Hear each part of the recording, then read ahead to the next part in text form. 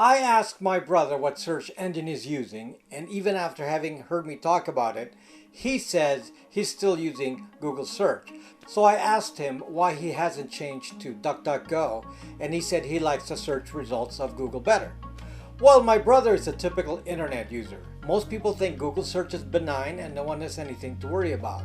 But this is red pill time again. I'm going to show you shocking details of what actually happens in parts of Google search. This is just a part of what I find direct evidence of. I'm sure there are more details, but this is at least something that I have absolute proof of. I'm certain most of you haven't really researched this or given this a lot of thought. Now you will learn that there is an active campaign for your hearts and mind on Google search beyond advertising, and you will see the bias. I haven't seen anyone explain this on YouTube before, so stay right there.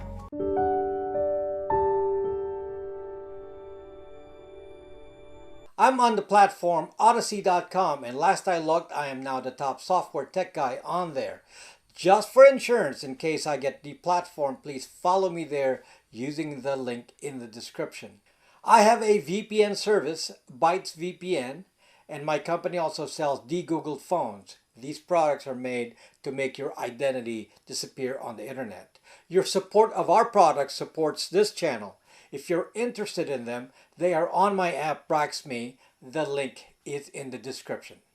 There are some obvious things we are aware of about Google search, at least those of us who are privacy focused. First, we understand that Google knows everything about us, from our device and browser fingerprint, our search activity, what websites we visit, our physical locations, and what is in our Gmail accounts, and more. Now, Google knows less about some of us who are more knowledgeable about privacy techniques, like those who follow my channel. Although those who already watch many of my videos are aware of the Google dangers, I'm sure many of you fail to convince your family and friends that there's something to be worried about. What I will show you today is an actual roadmap of user manipulation that goes on the internet, and you will notice that it is not tilted to the extremes of left and right as you would expect in a society engaging in a normal debate. Watch what I will show you and you judge for yourself if there's a bias. Let's see if you notice. I want to be clear that this is not a political channel. I don't espouse any particular viewpoint, but I'm interested in seeing if information is balanced so people can decide for themselves. Because Google knows so much about a big chunk of the population, understandably, Google has a profile of each person, and as I discussed in the last few recent videos, Google classifies each person into groups based on what it learns about each individual. This classification is what Google calls the Federated Learning of Cohorts. Cohorts mean a group of similar people. Federated implies multiple sources, and the learning implies an active AI doing the profiling. Google is actively classifying us into these cohort groups, and I would expect that a big chunk of the world population will be classified into multiple cohorts, perhaps thousands of categories, so our thought processes are permanently tied to us. So far in my recent videos, I've shown you the profiling, but I haven't really shown you proof that this profiling can be used for any nefarious purpose. Now it's time to enter the rabbit hole. We will start the rabbit hole by introducing you to a division of Alphabet, which is Jigsaw. You'll find it on jigsaw.google.com. And let's just glance at their website to show you what Jigsaw's objectives are. A safer internet for a safer world. Upholding technology as a force for good. And they have some categories of work that they do. Disinformation.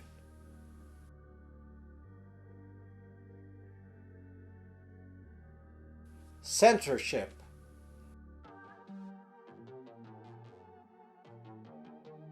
Toxicity.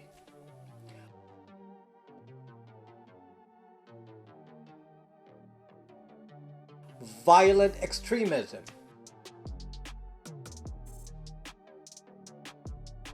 We forecast emerging threats and explore how technology can protect individuals and societies. While you glance at this, I'm sure to some of you it sounds good. It is worded to sound good. But let me explain the purpose of Jigsaw and another company called Palantir that has a similar agenda, though on different sides of a political spectrum. Their purpose is to use the data to manipulate behavior. There are so many categories here, so I can't address all of the issues that are targeted by Jigsaw. I'm sure we'll be returning to some of these in later videos. Today we will just hone down on one of these, and that category is called violent extremism. Now read this. Jigsaw uses research and technology to help identify and intervene in the online recruiting process of violent extremist groups. This project is called the Redirect Method. Originally around 2016, I believe this project was called the Abdullah Project. It was called this because the first thing they used it for was to look for ISIS sympathizers and then basically modify Google search so that those identified as potential recruits of ISIS would be redirected to alternate content. Even in 2016, when I first brought this to people's attention, I already said that this will be used for other purposes, and it will be used to manipulate people's hearts and minds. I can see then that not only would the Abdullah Project not sound PC, but changing its name fits its more general purpose now, which I hope is obvious from the name of the project. The redirect method will redirect you to alternate content if you happen to belong to a targeted group. To understand this deeper, we will dig into more detailed information about the redirect method, which was actually developed by a Jigsaw partner company, and that is Moonshot CVE in London. Let's look at the Moonshot CVE website. In order to understand what they actually do, let's click on the Work tab and see what their areas of work are.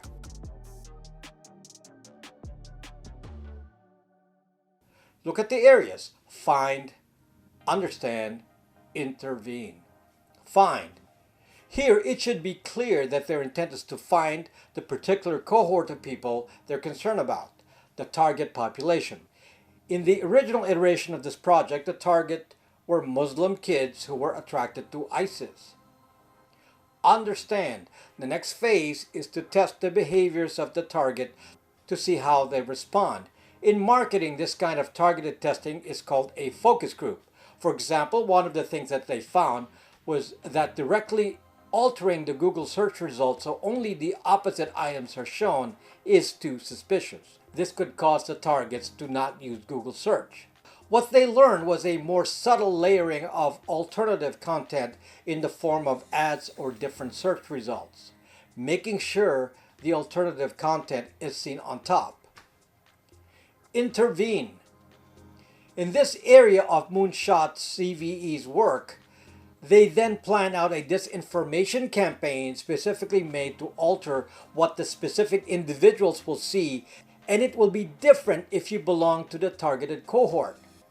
They will show websites and YouTube videos which would be used to provide alternative information to what they classify as vulnerable individuals. Now, just a bit of background. Moonshot CVE is based in London.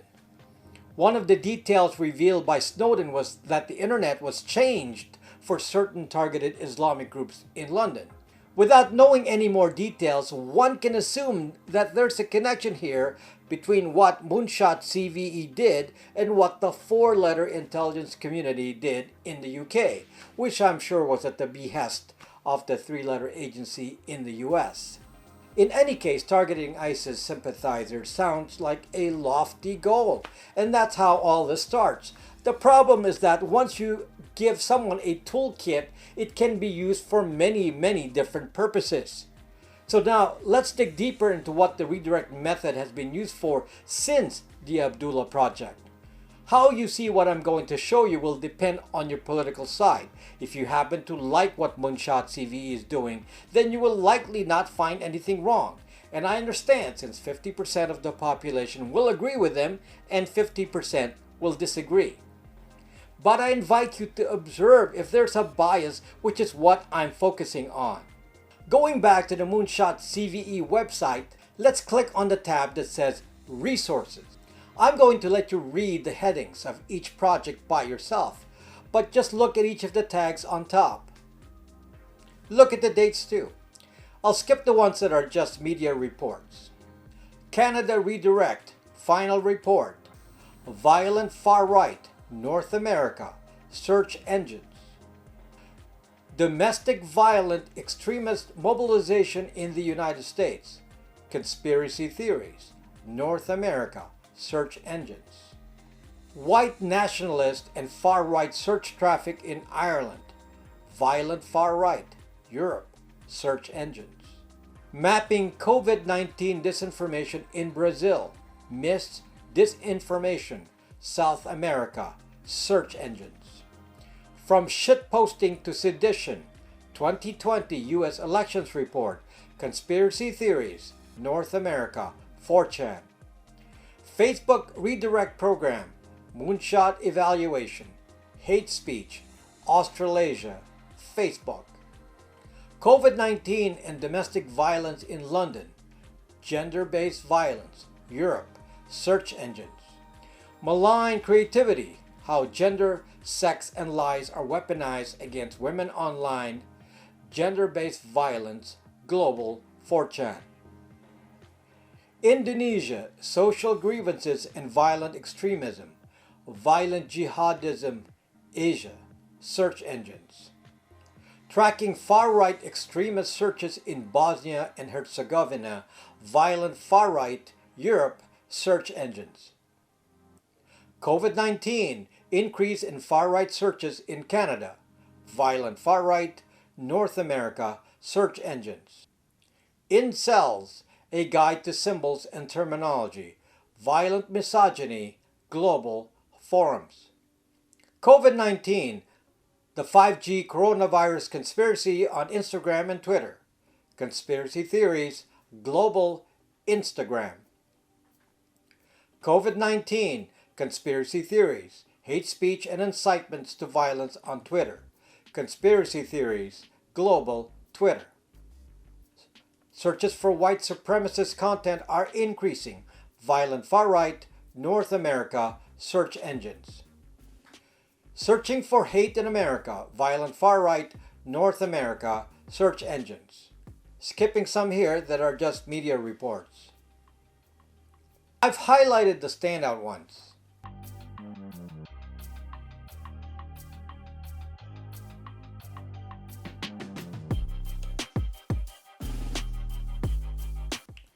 Moonshot CVE at the Brookings Institution, disrupting ISIS recruitment online. Moonshot CVE Press and Media, global. Violent dissident Republican sympathizers on Facebook. Moonshot CVE Press and Media, Europe, Facebook.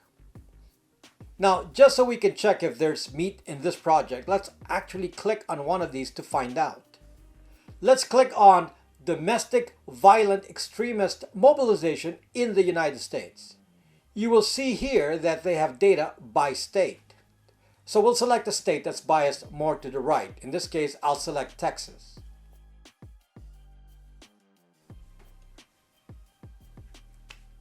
Look at the categories. Who's searching? And then the specific locations of targeted individuals. See those red zones? Do you belong to that cohort?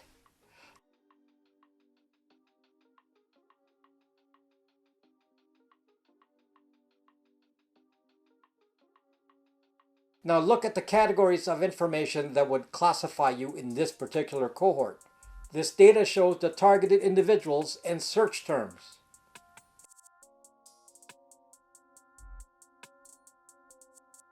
Here's a trend chart that shows if the activity is increasing or decreasing.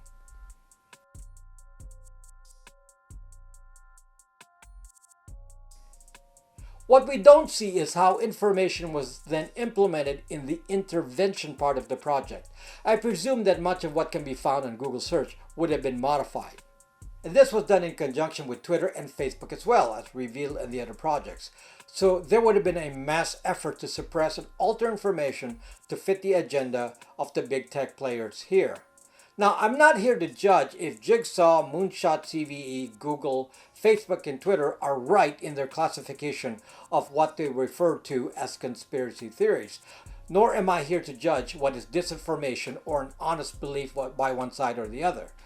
But you do notice that each and every project targets what is called the far right, with various adjectives like far right, violent far right, and so on.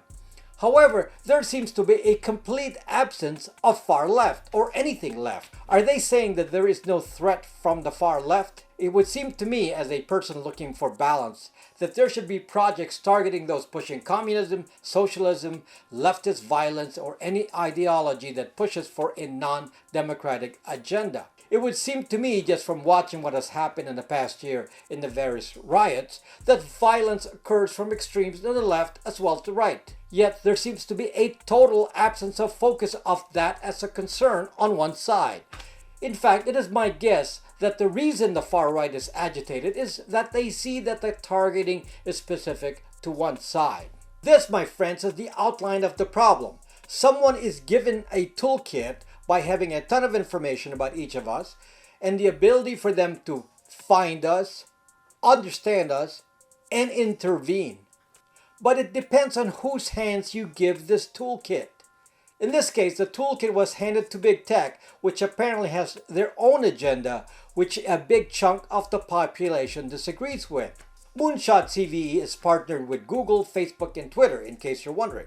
So you can clearly see that they're all seeing eye to eye. Now, there's more.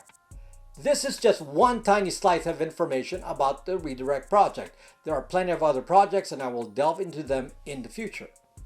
Just so we are clear on how this project operates, basically people are being classified as extremists based on their search queries. So if you search for QAnon, then you will be identified as a far-right extremist. If you search for Antifa, apparently it is not an important category to classify. I will leave it to your imagination to search for classifications or cohorts that apparently are not ones to identify here or track. Many of you will agree with the categorizations and focus of the Moonshot CVE, but what I want all of us as a group to understand is that 50% of the country will likely disagree with the classifications created here and the targeting of only one side of the population, which clearly is focused on targeting the other 50%. I can understand if such a project openly attacks extremists on all sides, but the complete absence of any targeting on the other 50% of the population is jarring.